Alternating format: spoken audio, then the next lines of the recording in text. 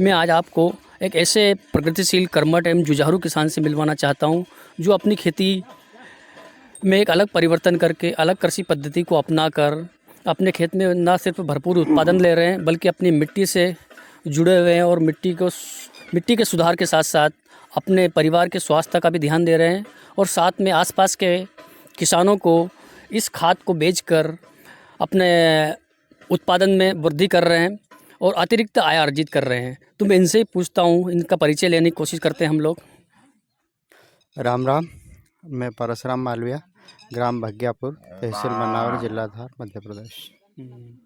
अच्छा प्रसम भाई, आप बताएंगे कि ये जो आपने यूनिट लगा रखा है, इसमें आपको कैसे, कहाँ से प्रेरणा मिली है?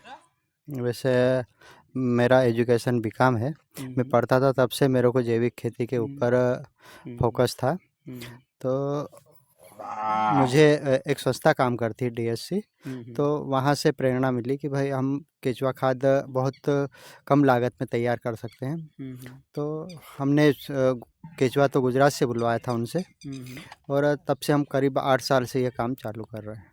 अच्छा, आप इस खाद को अपने खेत में डाल रहे हैं, साथ साथ में इस खाद से आप आय भी अर्जित कर रहे हैं, अतिरिक्त आय अर्जित कर रहे हैं, तो ये आप कैसे कर पाते हैं? ये तो खेत में देखा कि अच्छा उत्पादन मिल रहा है इससे, और किसानों को भी अच्छी चाय की पत्ती जैसा खाद लगता है। तो एक धंधा, ऐसा धंधा है कि जो अपने बैठक का कि कहीं लेके मार्केट में नहीं जाना पड़ता है।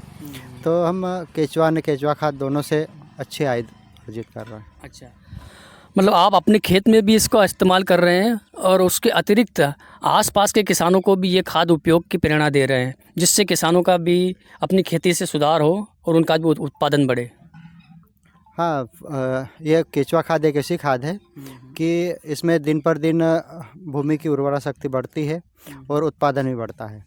और एक ऐसा खाद है कि हम एक बोरी अगर खेत में डाल दिए तो उसके साथ अंडे जाएंगे, बच्चे जाएंगे, तो मिट्टी खाएगा, खरपतवार भी खाएगा और खेत की उत्पादन शक्ति बढ़ती है उससे। अच्छा, आप हमारे जो किसान देख रहे हैं इस वीडियो को, उनको क्या कहना चाहेंगे, किस तरह से वो अपनी शुरुआत कर सकते हैं छोटे स्तर पे? देखो, इसमें कोई ख़ास बात नहीं है केचुआ पालन के लिए। कुछ टेक्नीशियन की ज़रूरत भी नहीं है। केवल पन्नी बिछा दो और उसमें गोबर ठंडा कर दो, एक पीट डाल के ना केचुए ले जाके छोड़ दो, तो केचुए अपने आप सारा काम कर देंगे। अपने को उसमें कोई उठा-पट की ज़रूरत नहीं, केवल समय-समय पे पानी और गोबर देते रहना। अच्छा, आपने अभी ये यूनिट लगाई हुई है, इसमें आप बता सकते हो कि सालाना कितनी आय अर्जित कर लेते हो? केचुए बेच के साथ में खाद बेचते हो आप? इससे करीब 1.5-2 लाख के आसपास आमदनी हो जाती है। एक साल में 1.5 या 2 लाख की आमदनी हो जाती है। हाँ, इतनी आमदनी हो जाती है। ठीक है। और कुछ कहना चाहोगे हमारे किसान भाइयों को?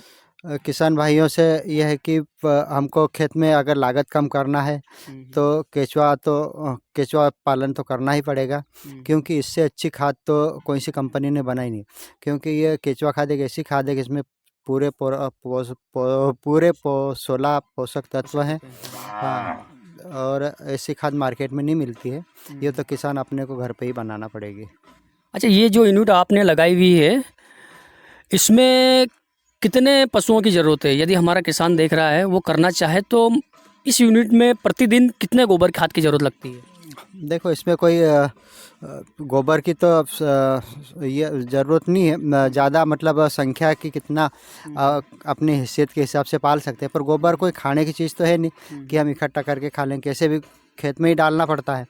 तो मेरा एक किसान भाइयों से कहना है कि अच्छी खाद बना के गोबर खेत में डालो, क्योंकि अगर कच्चा गोबर आप डालोगे खेत में तो उससे खरपतवार ज़्यादा निकलेगी और खेत में उदी की समस्या ज़्यादा होगी। और अच्छा अगर अपन गोबर बना के डालेंगे, केचुआ खाद बना के डालेंगे, तो जो खाद हम 1 बीघे में डाल रहे हैं वही खाद हम 10 बीघे में अच्छे तरीके से डाल सकते हैं।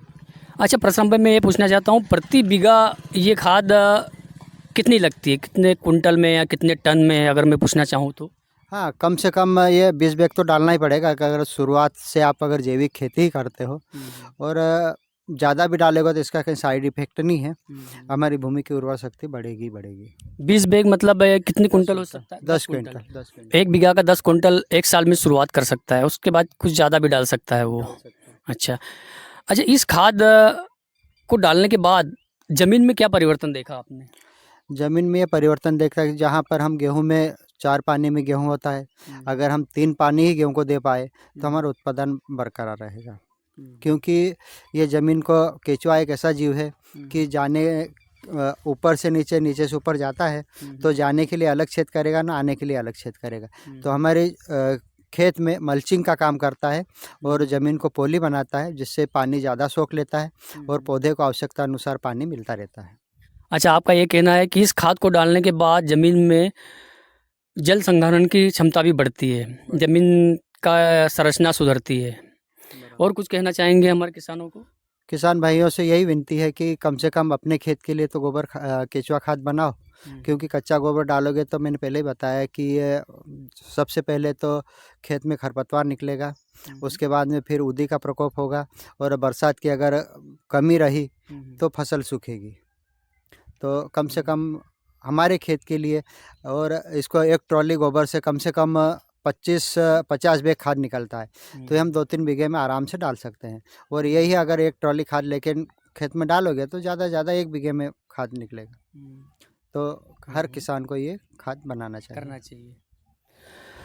तो किसान भाइयों, देखा आपने, हमारे ये किसान अपने छोटे से गांव में इस तरह से न सिर्फ अपनी ज़मीन के लिए खाद तैयार कर रहे हैं, बल्कि एक व्यावसायिक स्तर पर भी उत्पादन करके इससे अतिरिक्त आय अर्जित कर सकते हैं। तो आप लोग भी इतने बड़े स्तर पे करने के बजाय अपना छोटा सा एक स्ट्रक्चर बनाकर, कुछ भी छोटा सा एक गड्ढा बनाकर उसमें कर सकते हैं, और उससे शुरुआत करके आप भी इस तरह अतिरिक्त आय अर्जित कर सकते हैं। अपनी ज़मीन के जो खाद की ज़रूरत है वो पूरा कर सकते हैं, और आपको बहुत सारे इससे लाभ देखने को मिलेंगे।